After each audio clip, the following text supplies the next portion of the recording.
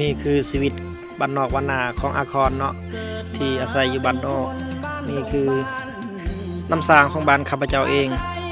ที่คนทั้งหมู่บ้านได้อาศัยตักกินน้ำสร้างบ้านเจ้าเป็นอะไรเป็นคือบ้านคอยบ่นี่น้ำสร้างบ้านคอยมีการแอมแป้นไว้เพื่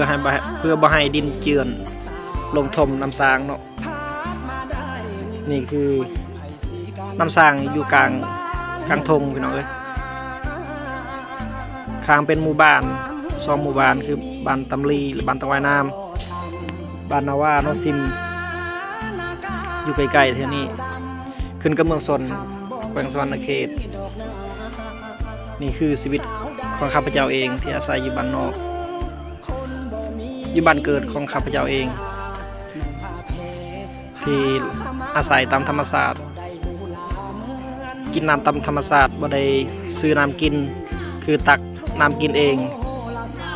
ตามธรรมชาติพี่น้องเอ้ย